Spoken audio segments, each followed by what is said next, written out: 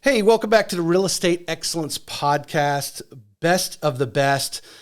I have a Gold Key certified agent today. I'm going to find out what Gold Key means. And she is way out in front of her production in 22, where many agents are down. She comes highly recommended by her broker, Cole Slate of Slate Realty. And I can see why, and we will find out the details. She is doing something right in 2022, and we'll find out what she is doing. Let's welcome Christine Hall of Slate Real Estate to the show. Thank you so much, Tracy. I actually ad-libbed on. Thank you. I actually ad-libbed on some of my intro there. It's funny when I sit down and I the night before and I going through all your information and I try to come up with some some fancy intro for everybody, but and put something in there and I end up repeating myself because you start reading it and then you ad-lib on it. And, I know. It's okay. But it sounded good. At the bottom line, the content is important. The content's what's important. So welcome to the show. Slate gave me a list of some people. He's a fan of the show. Thank you. And he gave me a list of some top agents, and you were one of the 3 or 4 that, if we can't count the Pledger Planko team as one there. There. So I was very interested. Like I said, I did, was doing some research on you, and I've seen your numbers are growing, and I can see why. He recommended you to the show. So we're going to find out all about that. But let's start off a little bit about you, Christine. Where are you from? So I was born in Jupiter, Florida, so south, and then I spent 6 years in Ohio, and then moved back down south to Jupiter to finish out high school, and then I went to college in northeast Georgia in the foothills of the Blue Ridge Mountains. I saw that. What's it? Is it pronounced Toccoa? Toccoa Falls. Toccoa Falls. So was it just one of your parents got transferred to Ohio? What was it that took you to Ohio for a little bit? So my parents got divorced, and then my mom moved us to Ohio to be near her family. So, and then when we were in middle school, and I think it was just the traveling back and forth so many times a year was really tough. And so we ended up moving back my 8th grade year and finished out high school there. And then complete culture shock going to Georgia. I think one of the people I don't want to I probably have mentioned on the show, I think early episodes, how many states I've lived in, but one thing I find so amazing about our country is you go to Europe, and I'll give this analogy. A friend of mine married a lady. Well, she's not I say young lady because I got married when they were 20s, but she's not only a few years younger than I am now. But she was from Switzerland, and they drove from Cape Cod, where I grew up, to where I was living at the time in Northern Virginia, just outside DC. And she's like, man, that 10-hour drive, if they did that in Europe, they would have crossed, numerous countries, right? And here we live in the United States, and, we cross in 10 hours, you can cross some states, or in Texas, you may never leave the state, right? Yeah, in 10 hours. But there are the pockets of the different cultures, it's still Americanized, right? You're still going to see McDonald's on the corner, but people do things differently in different areas. Ohio, obviously, I imagine, was a different lifestyle with the weather and so forth. Oh, yeah, definitely with the weather. But I think I was too young to really understand the big cultural differences. It wasn't until going to college in Georgia, coming from South Florida, which is not really the South, if you know that. It's not Southern in any way, shape, or form. So moving to the true South in Georgia was very, very different. Being the thick north of Atlanta, not too far from Tennessee, South Carolina. Yeah, you're in the hills there, South, right? Yeah, that's the Appalachian Mountain. That's I agree with you. I have family that has grew up. My mom was born in Jellicoe, Tennessee. So if you follow 75 right up before it goes into Kentucky, that's and my cousins all have that. I have some jokes about the the accent, right? Oh, yeah. That Southern accent and different words and growing up, grew up really in New York and then moved to Cape Cod. I talked to my cousins who had that deep Southern drawl and accent. You had to focus in on them. For sure. But what the difference is, what I basically was getting to is you experience a couple different cultures, South Florida versus northern Georgia versus Ohio, and people have to get out and adventure. So you go to, how do you pronounce it? Toccoa. Mm-hmm.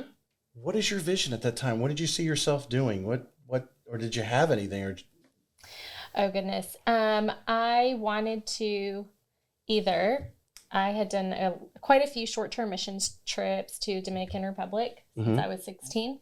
And so my thought was I was either going to move to the Dominican Republic and work with people there, or I loved working with high school students. Or I was going to be working with high school students in a mentorship capacity once I was done with college. So you were very involved in your church totally growing up, because I was looking at one of your positions you had was an ops director at the church here in Jacksonville. So going on the missionary trips and so forth was something you kind of grew up with. Yeah. Right. Yep. Starting in high school. I went on my first one when I was 16, but definitely grew up in church, strong, faith, family. And then where I went to college actually is called a CMA school, Christian Missionary Alliance. I didn't know what that was when I went there, but there's only 4 in the United States. And it's an actual denomination, and people who are missionaries overseas send their kids back to one of these 4 colleges in the United States. And so most of my friends all were coming back from growing up in Africa and Ecuador and Chile and a lot of different places. So what's it makes them unique, or they just sort of cater to these people that choose this profession? So the Christian Missionary Alliance is very focused on overseas missions and ministry. And so because of that, they did a lot of funding for missionaries going overseas. And then they took very good care of them when they came back. The students who came to these schools got very good discounts to be able to come to college there. So just a denomination very focused the church was offsetting the financials in a way, and obviously keep growing the missionary causes that are out there. Dominican Republic, what were some of the things you were doing there? So when we went there, we went to a small mountain town called Jarabacoa. And the few times that I went there, one time we built a playground in a small village. We built a house they called him the coconut candy man. He would make coconut candies and try to sell them, and just super sweet guy. So we built a house for him. We built a basketball court one time, a pavilion. So it was a lot of the trips that I went on and the sites that I was in. At least the ones that I preferred were like the construction, like work with your hands, because I grew up playing sports, and those were the sites I wanted to be on while I was there. Did you get the opportunity to go to some other countries, or Dominican was your? Yes. So I played volleyball in college, and so I went to Costa Rica on a volleyball mission trip, and we played against different teams in Costa Rica. I went to Mexico for a 2-week intensive language study. I have led a trip to Peru, a trip of students. And then in my early 20s, when I was still single, I went backpacking in Ireland and England for a few weeks. That wasn't really a missionary trip. That was not. No, that wasn't that. Nope. But the Costa Rica volleyball, I've told this story on the show before. When I was in high school, I was fortunate enough, back when they promoted the exchange students, like my sister did a German exchange where the German students came to our house as well. She went over there, but my basketball coach had a long career. My brother was 7 years older. He actually went to Russia, if I'm not mistaken. Okay. Or maybe it was Greece. I can't remember. We went to Sweden. And we went over and played basketball games, and playing international rules versus America, and it was just great fun. I mean, and we did the home stays and stayed. That experience, one you never forget, but it's also again another one of those culture things. Living in different states, but now you actually are in that other country, and you actually are in their home, and you're having breakfast with them, because I remember they eat things a little differently, Yeah. and then their stories. They all want to know about the United States. That's always interesting, and you find out why. And it's just one of those things that I unfortunately I wish everyone could experience. But you know, so you one of the things on your LinkedIn, you had a marketing director with Chick-fil-A. How did you roll into that one? That in fact was my first position working for a company that was not nonprofit. So from college, I went to work for a parachurch organization called Crew. After Crew, I was mentoring high school students. After Crew, I went and I was the administrator for Gordon Conwell Theological Seminary here in Jacksonville. And then I got brought in as the director of administration for Christ Church. And then from there, I started working for Chick-fil-A. And our accountant for the church, her husband was the general manager of a Chick-fil-A. Oh, okay. And so one here in town? St. John's Town Center. Okay, not the. I know there's no, it wasn't a Citadel grad. He was in the Navy. I think there's a Navy officer, a retired Navy officer, I think, that runs the one at JTB in '95, if I recall, if he's still there. But anyway, I know who you're talking about. You know what I'm talking about? We'll make sure we talk about that after the show. Yep. Because I've been trying to get him to come to I'm president of our alumni association locally. Oh, okay. So he was, and everyone at Citadel has to take ROTC. He was one of the instructors there, and so he knows some of the guys locally. So what were some of the things, because we're kind of, what I saw in there is like, okay, is this leading her into sales? What are some of, I mean, imagine Chick-fil-A, I mean, just the perception is their training is probably, top notch. Yeah. It is. What are some of the things that you took from Chick-fil-A, that you might be even using today? Oh my goodness, so much. Chick-fil-A really spoiled me in terms of customer service and the way that we trained our employees to think about other people and to rise to that next level.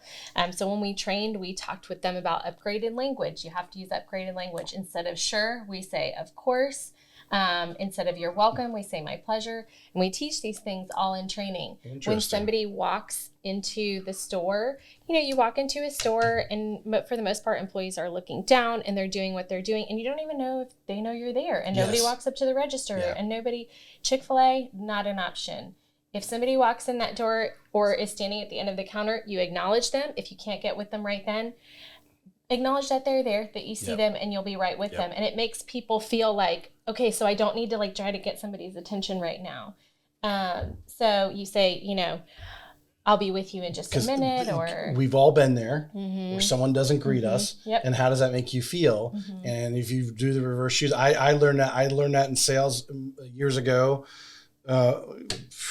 25 years ago, working a mattress firm. And what I found was when that person stepped on that mat is, hey, how you doing? And bring them that sales flyer, especially on the weekends, because it always went out on Fridays, and share that sales flyer with them. Don't be totally transparent, but recognize them. And I had no problem when you do that. You can handle 2 or 3 customers at the same time. You can send them off, go lay on that bed and let me go. I'll be right back. Sure. Yeah. At least they know that you're aware of them. You're coming back. So Chick-fil-A just had so many things. Their customer service was top notch. In fact, I was not really familiar with the Chick-fil-A way of things prior to working there. Right. And so their goal is always to create raving fans. That is the goal of growing their business, is if you create raving fans, all they want to do is talk about Chick-fil-A and tell everybody else to go there and, hey, I had the best experience. I mean, that's how it got the reputation that it got. So it's interesting you say that, because I was exchanging texts with Cole, I think it was yesterday, and he used that phrase, raving fans. I know. He stole it from Chick-fil-A. He stole it from Chick-fil-A. Yeah. Chick-fil-A was the first one to do that. But it goes into, I was listening to something a few weeks ago, Grant Cardone, and the mission of his organization is they want, I don't know how many, whatever, 2 billion people to know Grant Cardone. Whether they like him at first or not is not actually the challenge. It's making that market penetration of, like any of the big brands do. They know that if they get so many people that become a household name, it just and I imagine that's the whole point of Chick-fil-A. Yep. They create those raving fans, which, obviously with the service that they do, their fans are pretty rave. I don't know anyone who says that Chick-fil-A don't go to Chick-fil-A because of their service, right? Or even the food quality. You've got one-offs here and there, or Right. people who have bad experience. It's a national company with a ton of locations, so you're going to get people that have rough experiences, but their goal is to create that consistency across the board with the quality of food. But that's not enough, because if you have the quality of food but not the quality of customer service, the people who cannot.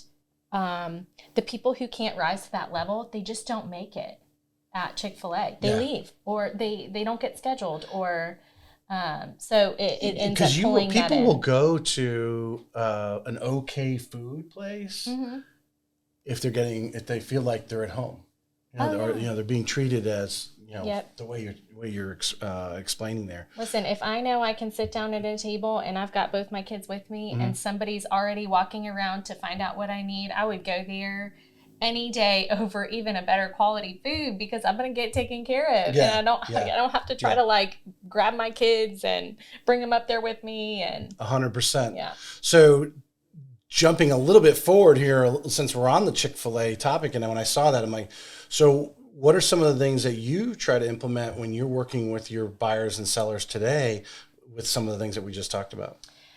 So I think one of my goals is to have a Chick-fil-A type of experience in real estate. I want to create those raving fans. I want to give people the experience, not just in the way that I treat them and the frequency of my communication and the smoothness of the process. But also I want them to have the experience where they have loved it so much that they just want to go tell friends, like, you cannot use anybody else. Right. Like, every part of my experience was great, down from the details of the contract and understanding that, because that's a huge piece of it. There are realtors that are, big picture people, but don't care about the details and don't care to really learn the purchase and sale agreement. And then there's, you really have to enjoy and get good at every part of the process, because it's your own business. And so that is kind of where I feel like I brought Chick-fil-A. I have brought skills from each of those career paths with me. And to me, it has all cultivated to make me great at real estate. Yeah. So my competitiveness at volleyball, I have been competitive my entire life. Right. So you have to have that in sales, or it's not going to push you in a way. Just listening to what you were just saying, in our world, and especially, I think the lenders we don't generally have it, because I think we're still attached to the larger name, where the realtors, they're attached to a brokerage, but no one really puts Slate Realty or Keller Williams. They don't put that brand over top of you. It's you. And when you give the great service, people are willing to go above and become those raving fans. And you create those raving fans. They're telling to, like, the normal thing is, like, if you had a great experience, you might tell one person. You had a bad experience, you're gonna tell 10. That the whole thing. I don't think that's so true for a real estate agent. That gives great service. Now, if you give bad service, they're really probably not going to tell anybody, because it's you personally. Versus, Loan Depot. Oh, Loan Depot, I had a bad experience there. Well, there's thousands of people who work for Loan Depot. Who are you working with? That type of thing. Where they do put the brand over me. Where you, as a real estate agent, that personal relationship that you just spent and the emotional transaction of buying or selling a home, they come your raving fans, and they are out every time someone says something about real estate. They're talking about you. If you're doing the right things, of course, staying top of mind. But it all starts with creating that raving fan, that experience.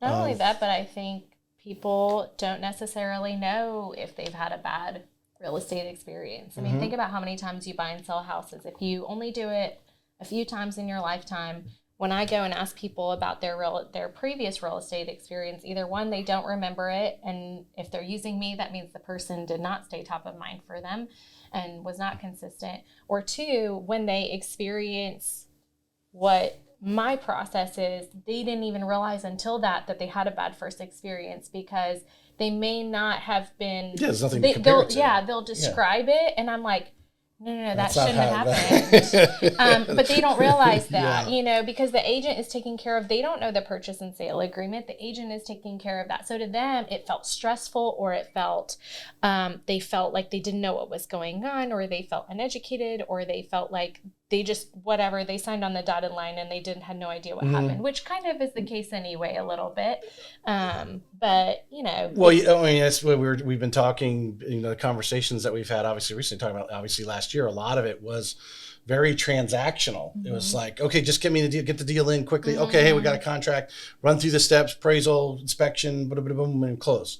And we're back to this more of a stereotypical, you got people, I got them a list of approved and lookings, as we call it, and people that are pre-qualified and they're out there looking, and you got to spend the time, and now you got to nurture that. It's a little more taxing from that standpoint. I lost the train of thought. What I was going to actually was thinking about. Oh, I was listening to a podcast from a local agent,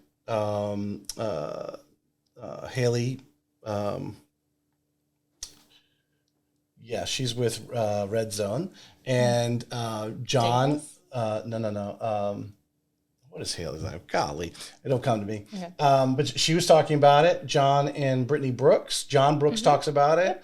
They had bad experiences, and was one of those things. And both of them have talked about that bad experience. Is like, oh my God. And they evaluated the industry and, obviously the financial potential. And like, if that person's selling houses, I can do 10 times better than that. It actually motivated them because of the bad experience that they felt. But most people don't realize that it can actually be done better and be more enjoyable. Right. So kudos to you. All right. So you're at Chick-fil-A.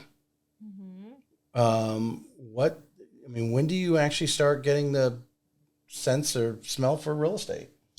I think I had just the idea of it even before I went to Chick-fil-A, before I started having kids. And a friend of mine brought it up. She's like, you would do really great in real estate. And she's not in real estate.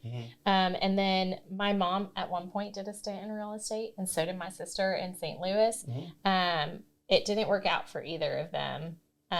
But I kind of had it on the back of my mind. And then I think the common thread, and I've had great experiences, great bosses, great mentors throughout my career, was that the idea of having my own business, my mind works very creatively in different ways, and I really would have this desire to implement all the things. Right. And the idea that I could do both sales and implement things in a business any way that I wanted to, with no ceiling, and nobody to tell me you can't do that. As long as you want to pour the money into it, you can do it. As long as legal. right. Yes. But as long as you want to put the money into it and you have it, you implement your creative ideas however you want to grow your own business. 100%. And I think, to me, that was a huge driver to kind of pulling the trigger. Also, it was something that I could get into. I could get my license after I had my first baby, is when I actually pulled the trigger, because I didn't have enough chaos in my life. Because I was reviewing your LinkedIn. Was Slate your first? No. Exit. I should have Yes, that's where. That's right. Real Estate Gallery. That's where you met Slate. Yes. Yes. Yep. Okay. And I actually knew Erica Pledger first. Oh, okay. All right. So, so I can see how you got wrapped in there. So, what led you there? I mean, you knew Erica before, and that led you there, or what led you to that first brokerage? Oh, to Exit? Yes. I had interviewed with multiple brokerages, and a few of them were not taking on agents that were going to be part-time, because I knew I wasn't, I didn't know the type of time commitment that I could make with a newborn. Right. And I was still going to be working at Chick-fil-A, at least until I had built up enough business to where I really felt like I could leave. And so I interviewed, and I sat down with Diane at Exit Real Estate Gallery, and I said, hey, I've been hearing a lot of different things. can I build a successful real estate business and not do it full time, do it while I have my kids? Mm-hmm. And she said, you can, but it would be really difficult. She said, the way that real estate works is the driving factor in it is the consistency, the staying top of mind, the putting the hours into your business. If you just want to do a handful of deals a year, sure, you could do that while you're doing it part-time, being a mom working. But the truth is, if you want to grow a very successful business, that is very hard to do while you are doing all the other things. And I really appreciated the authenticity of that. Mm-hmm. For somebody to not say, no, we're not hiring you because you're not coming on full time. Or for somebody to say, yeah, you do whatever you want because they just want a piece of the pie, whatever it is. You get one deal or 10 deals. It doesn't really matter. Put the numbers out there, right? But for somebody to have an honest and frank conversation with me about it, that was kind of the selling point. Mm-hmm. I almost did an interview with them because I didn't like their colors. I've been there. I used to make jokes about some of the places before I ended up getting there. Yeah. About their names. Like, who in the world would name it that? But you do it this way. You start part-time. Mm-hmm. Right. Mm-hmm. So let's dig into that, because I know there's probably numerous people out there watching, or hopefully will listen to the show, whether it's today or months from now, that are thinking about getting into real estate. And, like I said, some of the brokers, they don't even want to take the time with part-timers. Mm-hmm. How do you make that work? So it didn't work very well with my personality. You're fully engaged. I am a go big or go home. And so the inability to put all of my effort towards that. And all your thoughts. And all of my thoughts, all of it was really difficult for me. And my desire, and I'm just going to say it out loud, is I want to be the best. Right. At what I want to be the best. In college, when I played volleyball, I wanted to be the best. All growing up, all of life, I've wanted to be the best. So for me to get into real estate and to not be the best right away it's just a hard pill to swallow for me. There was no way I was going to. Mm-hmm. And I had to keep telling myself, that doesn't equal success. That doesn't equal success. Just do what you're able to do. Continue to plug away at it. You will get there, because there were the agents that did 35 transactions their first year. And I was like, I need to be that. And it wasn't happening for me. So did you feel at times you were measuring yourself to those other agents? Absolutely. Because there's a few, obviously I've had on the show, not everyone does that. So they are almost unicorns in a way in real estate. It can be done, certainly, if you implement a lot of the things that the almost 80 agents that I've had on the show will tell you how to do that. Mm-hmm. Or who you need to talk to, or and follow to put you on that track. But I think today, would you agree, the only thing really that holds you back is you, right? Holds me back from what? Well, not like physically hold back, but the only obstacle in your way of now, obviously, interest rates or whatever, but everyone's dealing with that. We're all on the same playing field. We're all dealing in that. You're working in the same area, mm-hmm. And luckily we're in one of the hottest areas of the country, so you can't really complain from that standpoint. But really, your success as a real estate agent, or even me as a loan officer in our commission, 100% commission world, the only thing stopping us from being good to great is really just us working on ourselves, being better at what we do, mm-hmm. creating those raving fans. And that takes consistency. It takes focus. It takes, I want to use the term education, but talking to other people. What's everyone doing? What's working? What's not working? Take a little bit from this person, a little bit from that person, put it together and make it yours. It takes a lot of that, where it's not easy for the average person to do that. Absolutely. Especially when you consider it. Some people, if they get into it and consider it a job, where they're just going to go somewhere and they're going to have leads handed to them and they're going to do the things that somebody just tells them to do just to, you know, if you consider it a business, absolutely, you're right. The only person holding you back is you, because nobody's going to hold your hand and take you to training. Nobody's going to hold your hand while you go do any of your lead generation ideas. Now you can choose how to implement those. If you're not into cold calling, don't do cold calling. Do what you're good at. So I think I definitely agree with that. And there's so many, and talking about choosing the first brokerages, I think is a big, some people have gotten lucky. Some people will tell you their first brokerage was a total bomb, and but they learned from it, as the Cotton team, Caitlin Cotton was talking about the other day. Exit, well known in the area. Obviously, you meet Erica, you meet Slate over there. You got people that are actually doing it, which sometimes I think everyone needs to ride someone's coattails a little bit at any time. It's all that saying.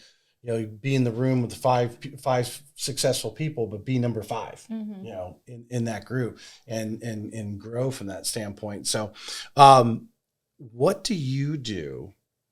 Now you're up and running, you're full time. I mean, you got the kids. That's always there. It's so hard. You're not working at Chick-fil-A anymore. Real estate. Yeah. You're 100% real estate agent now, but what do you do to stay sharp? Because I believe a lot of people get in this business, they don't have a natural thing to read books or listen to podcasts or go to events. They just kind of like they're still in that corporate America, like, oh, okay, I'm going to show up and I just got to do my thing every day. But you, like we said, the obstacle is you. So if you're not growing, your business is not going to grow. So what are some of the things that you do to grow yourself personally? I think outside of education classes, you mentioned the Gold Key certification, which is just an excellence in professionalism, which goes right. I mean, like totally aligns with what I'm already trying to do in my Chick-fil-A background and wanting to be excellent at what I do. And I think outside of education, I'm really big at just like I don't want to say the word leech because it's a negative word, but like I love to just like soak in from other people that are really good and ask questions. And there's such a huge learning curve when you get into real estate. And so I was trying to, the people that I saw that were doing really well, I was trying to reach out to them and ask questions. I did the Peak Producers Buffini program within my first 6 months. And did Marissa teach that? Oh, awesome. Okay. Sometimes I listen to podcasts, and sometimes I read books, but I think those are probably my 2 main sources. So like education classes and then other agents. Yeah. How important is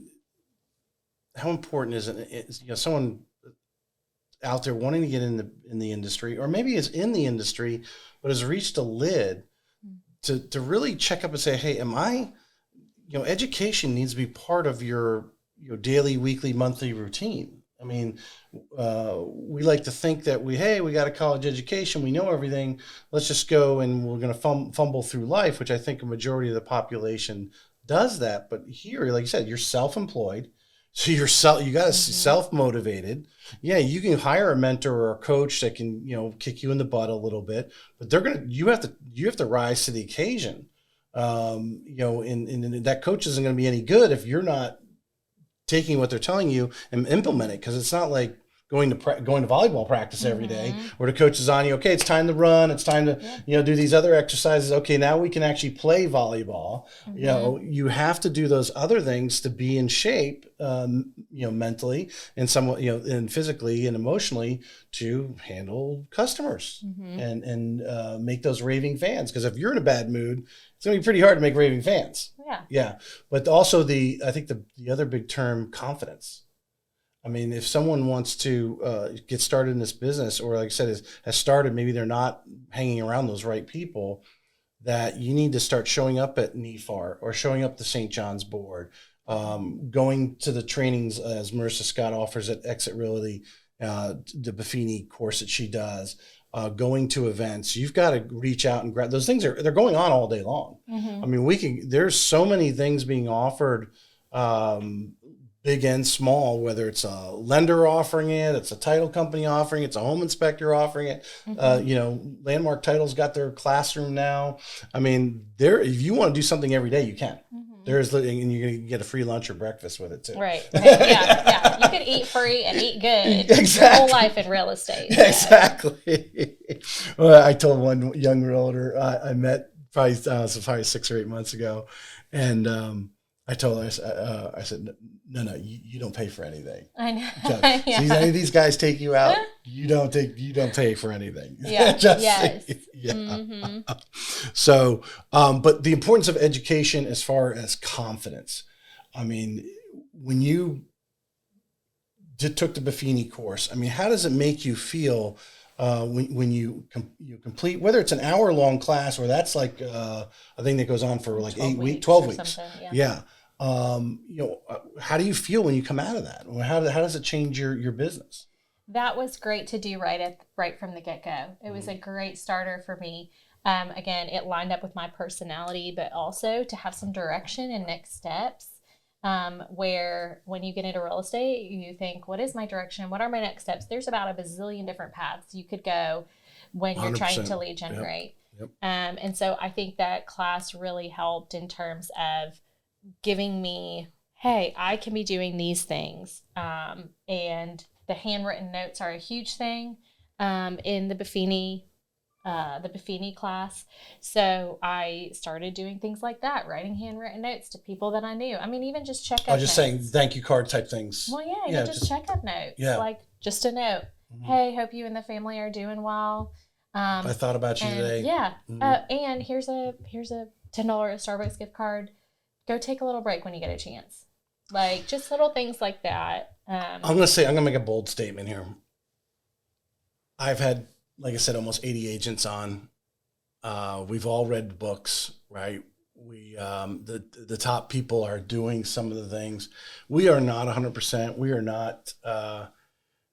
We listen to a John Maxwell or Tony Robbins, and if we can do a little bit of what they're encouraging us to do, we're going to move forward. Don't be overwhelmed and think you need to do everything. But golly, if you're in an office right now and you're a broker and you don't have cards, whether they're thank you cards or just blank cards with your logo on them, with a stamp machine, please go get that this afternoon. Everyone is telling us that's what to do. Everyone thinks it's corny and it's not gonna be effective. Hey, that guy who sold the 13,000 cars in 15 years or some crazy thing, he was handwriting all good, and eventually had to have people write the cards for him. It's there, and you're telling me that. Paige Weissman told me that last week, and I can continue to go back. You've got to do it. The people I follow in the loan officer world say five cards a day. There's a reason why they're telling you to do that, and you're staying top of mind. It's just another reason. Let someone know you care, because what's the saying? They don't care how much you know until they know how much you care, yep. Right? Mm-hmm. And that's what those cards do. And if you aren't supplying your troops with the cards, you're not helping them. Go buy a few thousand cards and just tell everybody, I'm going to put 5 stamps on them. I'll pay for the 5 stamps. It's going to change your game. Mm-hmm. I'm hearing it constantly, or consistently, I should say, actually, is the word there. Yeah. So, and I was sold on the handwritten card, not just from Buffini, but when I worked for the church doing administration, I was tasked with picking out a CRM for our church. Mm-hmm. So I was researching church platforms. And one of the companies that I interviewed with was called CCB. And after we met and we talked, literally within days, I got a handwritten card from the guy I talked to and a book that said how to grow your church. And I was sold. I don't even remember who the other companies were. Doesn't matter. Oh my and I just said, wow. And he wrote this same card to everybody and sent the same book to everybody, but it didn't matter. I was floored that somebody would take the time to do that, put it in the mail, give me a resource. 100%. So, I mean, the group I follow, after I went to their event a year ago in August, actually you see that I got one of his books over there. Exactly. I've got same thing. I got the card. I actually got about every quarter I get a card from you. Say, hey, hope things are great. Just thinking about you, because we do kind of meet every quarter, so we kind of see each other. But they're going through their database. It's the same. I'm a customer of theirs. They're coaching and so forth, and they're reaching out to you just to let you know that channel is open. And if you need, it may not even be the direct person you're dealing with. Like, I have a coach, but I'm getting it from the leadership over here, knowing that I feel comfortable to call them if I want to. It just keeps the channel open. I think that, it mind boggles me that I don't want to go into that. I'll get out. Get the thank you cards, please. You get on get on the thank you cards. You got these boxes of business cards. Put a couple in there. Hopefully they hand them out to somebody, right? Got to put them on the street is what I call it. All right. So you pretty much go over to Slate when he starts Slate Real. Is that correct? Yep. Okay. Yep. He talked to myself and one other agent about helping him start it, other than his team. So Erica and Jordan were his team at the time. So we sat down, we had a few conversations, and then I spent a lot of time thinking about it, praying about it, talking to my husband about it, and seeing, hey, is this, because I know that people hop companies all the time. That's just not my style. And I did not like Exit. I loved Exit. It was like a big family to me. So making that leap with somebody else was a big deal. Especially, obviously Slate's already known in the area. He was known and driving his truck and everything. Yeah. That's how I always saw it. I always saw it in the parking lot because I live on 210. And, he has a reputation, but he's not Exit Real Estate Gallery, right? And the reputation and the hundreds of agents that they have there and the resources because of the large organization there. Yeah, to make a leap, but you do. So what was some of the things that you saw, or maybe you experience now, where Slate and his team, or just the organization, adds value to your business? So I think a few things from Cole that made me really want to take the leap is, he'll talk about Raving fans too. And so I think we line up on the way that we go about getting business. I would agree with that in the conversations I have with him. Yeah. So that, and then he wanted to create a commission structure that was based around the well-rounded agent. And so I really was intrigued by that idea and thought, this is pretty cool, because I love being involved in other things. And, typically the more you're involved in other things, the more business you're going to bring in. It's the way it works. And our business, it's networking. I mean, that's the bottom line, and people got to know you. And as we were talking pre-show, one of the things was, if I meet you somewhere, we face to face, we see each other, even if we don't directly speak to each other, but you've seen me, and now I call you, you're a little different because now you've seen me. You've seen me in the same space as you have been in, and you're a little more warm to it. Yeah. Yep. So I think those things, and then he wanted to provide things that he thought were going to be truly useful to agents when they came on board, as opposed to just saying, we offer this and this and this, and 5 of those 10 things you probably won't even use. But he wanted to actually be providing things that were useful. And then he knew that I have a passion for mentoring. I think our industry does not do a good job when people get their license of actually preparing you to work with people's biggest asset. I think that's an area that we lack. And because there's such a huge learning curve, I have a passion for, and I've always had a passion for training, but I want to train other agents how to do it well and how they cannot be nearly as stressed as I was their first few transactions. It's a little different when you either you tell somebody, or you're teaching a group of people, hey, this is how you should do it, and you're not doing it.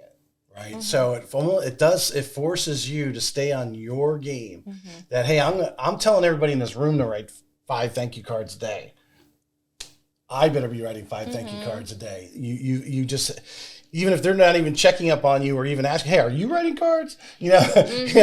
But you mentally, it's going through your mind that you need to be doing. So, that whole thing, teaching it makes you better at Absolutely. it. It can. And then, obviously you got to follow through, but Yes, Cole, it was Leah talked to me, mentioned his structure of the comp plan and how, and he complimented, and I'm complimenting him again, because I think it's so, I don't know if it's unique. He just got the idea, whatever it was, but he built his business on community activity. He's incentivizing you to do community activity, which hopefully is getting you that 1, 2, 3, 4 extra deals a year, which, just rises all boats, right? Mm-hmm. And I just really think that is, what company really benefits or bonuses, or if you want to say, in the financial compensation side for being involved, in a community. It might be your own HOA in your own community, mm-hmm. or something, mm-hmm. Doing something that may or may not actually be, you may not be on the NEFAR board or in their thing as he is, but you're working over here and you're involved in this charity or whatever it may be. Mm-hmm. Who incentivizes that? But that is the biggest, and being in the telecommunications world before getting into real estate, you're in any sales. If you think about it, if you're running a sales organization and you're creating a comp plan, your comp plan needs to incentivize the behaviors mm-hmm. that lead you to success. Mm-hmm. And I think he's totally on it when it comes mm-hmm. to that, how he's done it. Yeah, definitely. Yeah. So what is the activity that you do?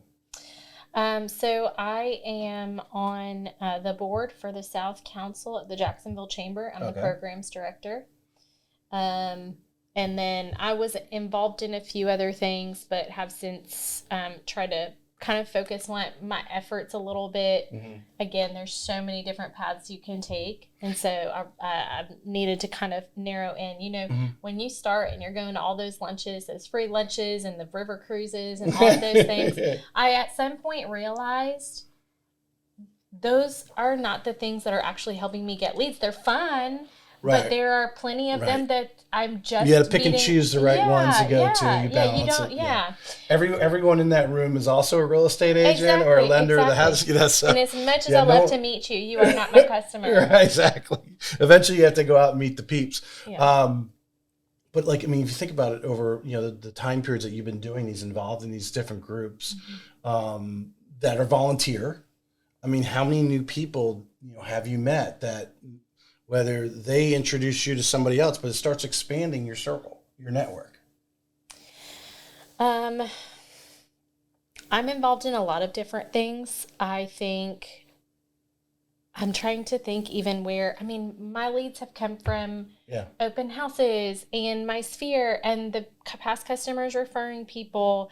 And so I think, to be honest, I haven't gotten any referrals from the Jacksonville Chamber. Mm-hmm. I love being involved in it because I love meeting other people with small businesses, but I don't have one person from it. You can't think of someone that actually has come from that. And I don't know what that says. It should not be a measurement of the success, because you don't know who because there's other people that know people, and how many times, the worst fear of an agent is, their friend uses another realtor, right?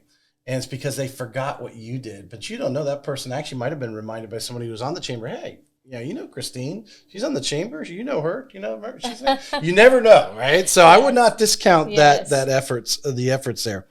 So we've been having some great conversation, but I want to really drill down these next 10 minutes of your business and what, as maybe in something we talked earlier, like some of the things that maybe you didn't work, mm-hmm. Or maybe the broker, maybe you went somewhere and you tried it, and it's like it's just because it didn't fit for you. Mm-hmm. I think one of the great things, in John and Brittany Brooks, they talk about, and I actually take the Clifton assessment, where it actually assesses deeper than the DISC assessment of your personality and what you like to do. And they try to fine tune and help their agents mm-hmm. fine tune, like you said, when you're doing your marketing, what do you like to do? Some people actually like knocking on doors. They'll do that. It's mm-hmm. very rare, but they'll do it. Some people they're good at converting online leads and just kill it. what the Clifton assessment breaks it down, and what do you do? So what are three things that, or let's not say three things, but what are some things that you're doing consistently today? Maybe you've done it always because maybe Cole or Erica taught you early or something, this thing. But what are you doing consistently today that you feel is moving your business? So consistency and communication with my sphere, with referrals, past customers. So when I had started sending out a weekly email, and it's just a very quick, like 2 topic, maybe 3 thing where, it's real estate stuff. It could be random Jacksonville stuff. And then I do a very short video that's, hey, if you don't have time to read these 2 paragraphs, watch the video while you're in the car. There you go. So I've started doing that to maintain the constant communication. I've gotten really good feedback from it. Interesting. I am not just using Facebook to do it. You're putting it out into the email. Correct. This video. Yeah. Okay. Yeah. Using our CRM to put that out. I'm on Facebook and Instagram, just present, whether it's stuff about my family. I have random people that just, stuff about my business. It reminds somebody that I'm in real estate. Hey, we met here and I saw your post about this. Hey, can we talk about, I'm looking to purchase a home. So things like that, just being present and active. So you feel you've gotten business from your social media campaigns? Absolutely. Yep. Absolutely. I did a campaign. I called it the One More campaign a year ago, a year and a half ago. And it said, I am one deal away from making my yearly goal. If you share this post, if you comment, if you tag my page, anything, I'll send you $5 for Venmo to get a coffee. And I had somebody who was from an old church who commented, I wish we were in the market. We would totally use you, but I think we might be there soon. Reached out, reached right out through Facebook. Hey, let's just meet up and talk. Our conversation led to, I didn't realize it was only going to take that much money to buy a house. We got plenty of money to buy a house. Purchased their home, helped them purchase their home, and then a year later they had to move, unfortunately, and I sold their home as well. So the campaign was, I need one more house to reach my goal, and if you liked or shared, you would send them a $5 Starbucks gift card. Yeah, or just over Venmo, get a coffee. Venmo, okay. Yeah, a lot easier. How much did that cost you? Did you get a couple hundred? Probably $50. Yeah, but 10 people roughly. Yeah. Interesting. Yeah. I have to try that one. So, little things. Yeah. But again, you're counting customers. I'm like, that is one customer. But whatever it was, it triggered them to respond to you, and now you gauged. Yeah. It triggered them to bite the hook, and then, like I said, you were able to reel them in by sitting down with them and explaining them they could buy a home. Yep. That's awesome. That's a really good one there. We talked about education. We've talked about social media. We've actually really talked a little bit about mindset was another thing, but the whole raving fan things. If you had someone you're mentoring, they're shadowing you and going through an entire buyer or seller transaction, and whatever story comes up easiest for you, what are some little things that are totally Christine that you feel you do to obviously hopefully make them a raving fan? Little things. I am constantly trying to improve my transaction process. What can I do to make this better? How can I personalize it more? So from the time that I meet with them, again, the handwritten cards, the education process. So I have a packet, obviously plenty of people do, but there are people that just sit down and say, let me share a little bit, or they just say, just meet me at the house. So from the education process at the beginning of this is what it takes to buy or sell your home and you're always reviewing that and how you can make that correct. We go through each of the hurdles, and when we're past the first one, when we go under contract, they get a card in the mail. It says, congrats, we're under contract. It'll say on the back, again, handwritten note, hey, thanks so much. We're past the first hurdle. Take a deep breath. Let me take it from here. Little, the personalization there. I mean, I think, everyone, we talk about relationships. All of us do. I mean, the top people we've had on the market, all the people we follow as Buffini or the others that, they're out there, relationships.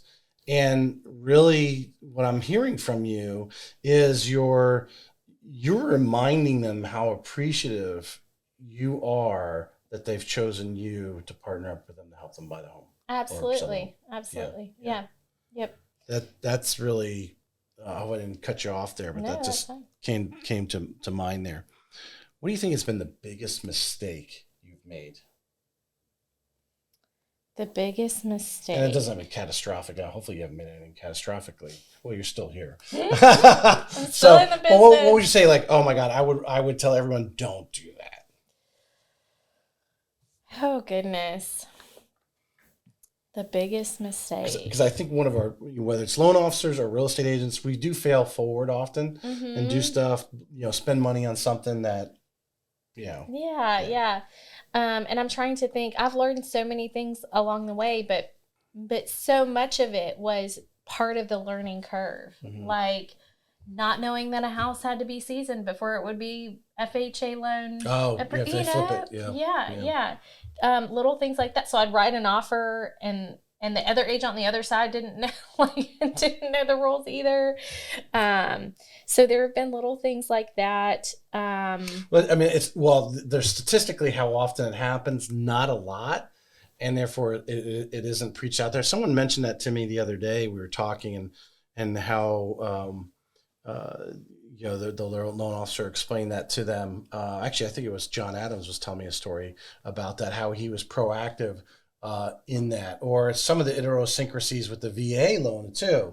He was running into a situation that everyone else was pre-approved him, but it's like, no, he hasn't been actually active long enough to be.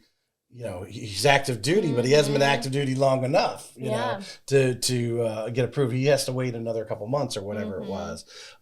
They're very rare that they come up. So I wouldn't really call that a big mistake. It's you just got to pull back that contract and go find something else, or wait a few more months. Right. Yeah.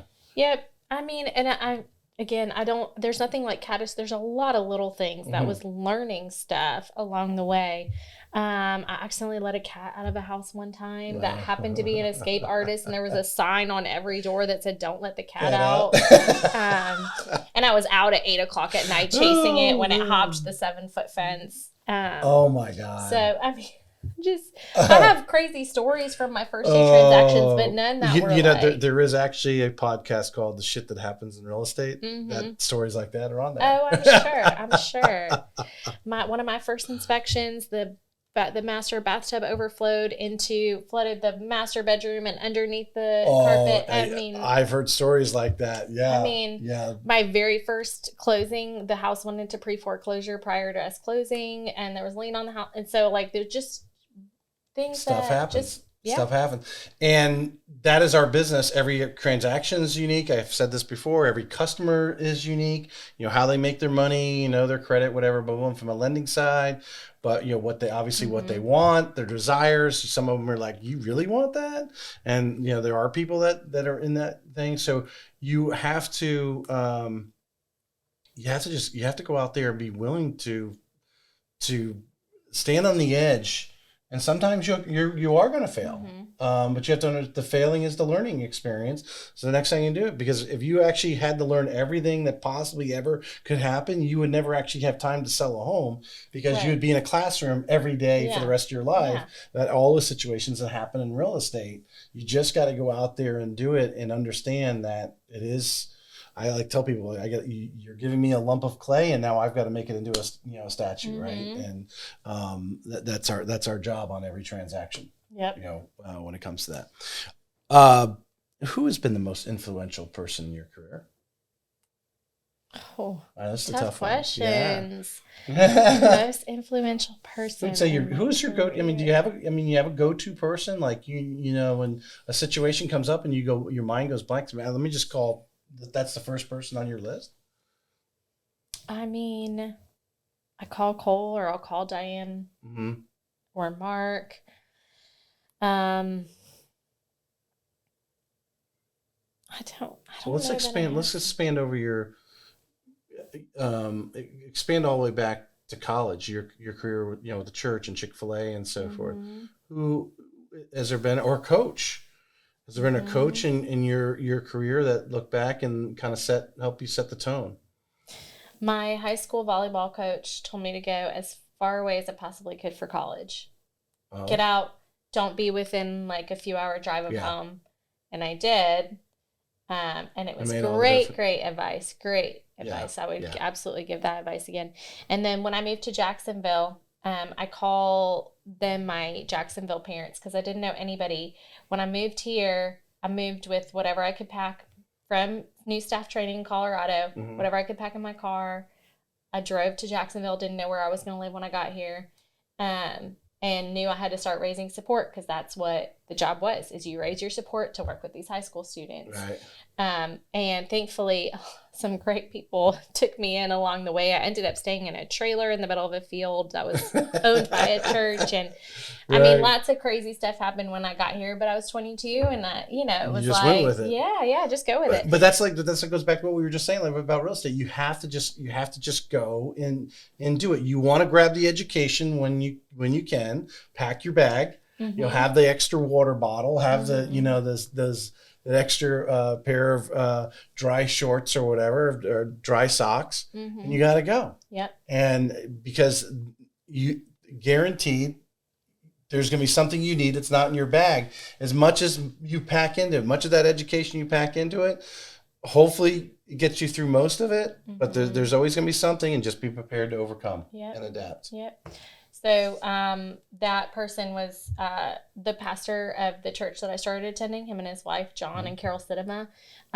They let me live with them for 6 months while I was raising support, and call them still to this day. They've moved to South Carolina, but I still go visit them. I still call them my Jacksonville parents. They already had 4 kids. He calls me Cinco. Mm-hmm. And That's the, awesome.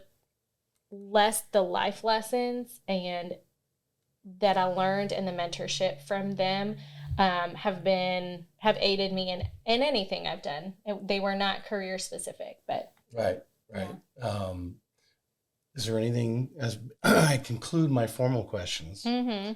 anything that we have not talked about that maybe you want to say while we've got the podcast live? Sure. And then you can edit it out because it's a bold statement. Oh, go make a bold statement. Okay. We got to raise viewerships. We got to be bold, get out there. I think after being in this business, the bold statement that I would make is not everybody is cut out for real estate. Mm-hmm. There are a ton of people that get into real estate, and as you know, we have a high turnover rate, but I think people get into the business maybe not with the I don't want to say personality type because any personality type can make it, but are you familiar with Discover Your Strengths or Strengths Finder? I've heard Strengths Finder. I've heard of it. Okay. Yeah, I think it's probably like this Clifton. Okay, probably so. Yeah. But the premise is that you play to your strengths. Everybody in the past was talking about how can you improve on your weaknesses.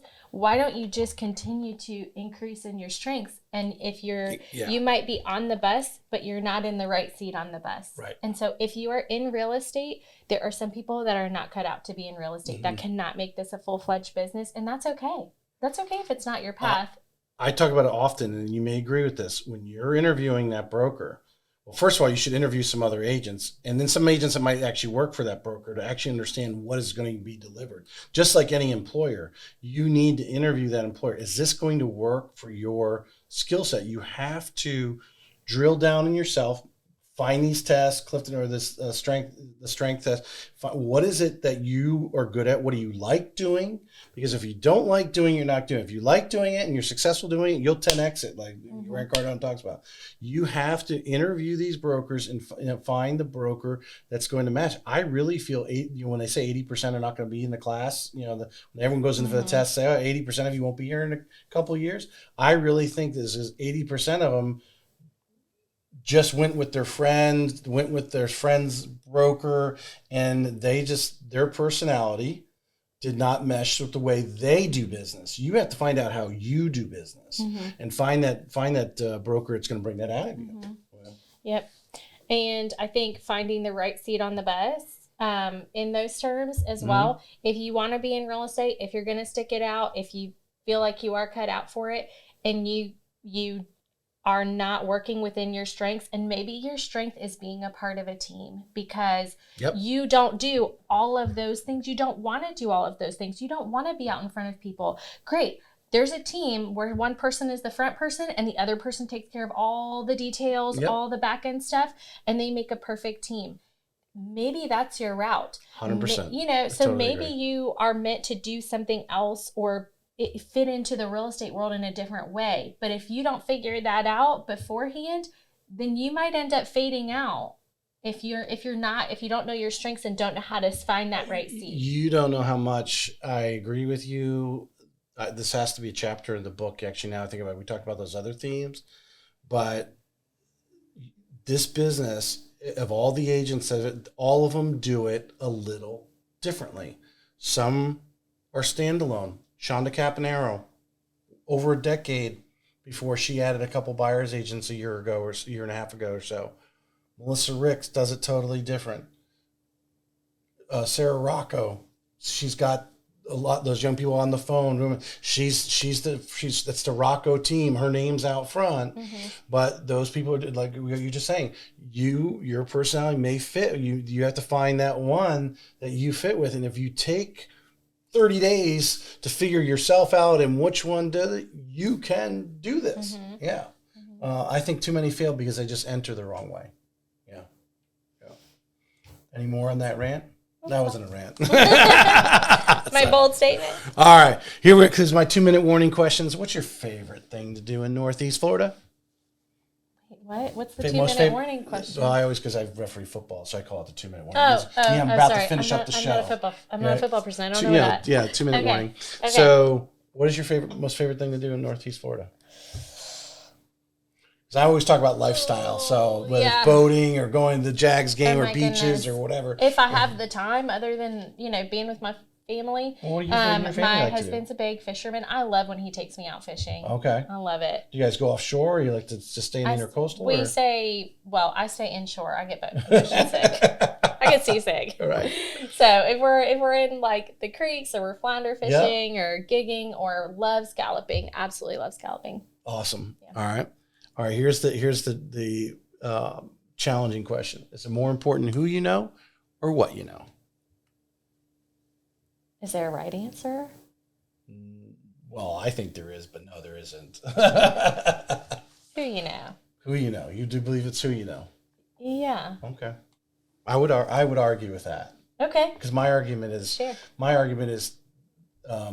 when I was kind of preaching, finding the right people, surrounding yourself by the right mentors. They'll tell you what to do. So you can narrow this whole world down very quickly because they can give you now you may add some steps.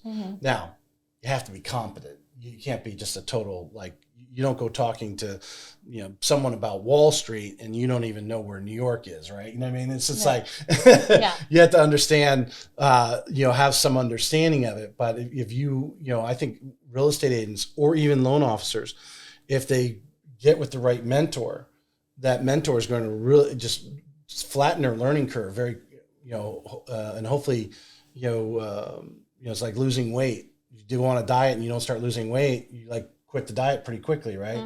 I think a lot of real estate agents fall out because they just don't have the ability because they didn't get with that person right away that really could shorten them down and hopefully get them to those first couple of sales in a reasonable period of time. Yeah. So you think it's about what you know? I think it's who. Oh, that's what I said. I thought you said what? No. Okay. Who you know. All right. So yes, I concur. When you challenge I'm it. like, wait, isn't that who you know? Yes. I was like, where's the I thought you said what? Where's the what? Okay, we'll just play the recording back. All right, I appreciate you coming on today, Christine. Thank you so much. Thanks for Thank having you. me. All right.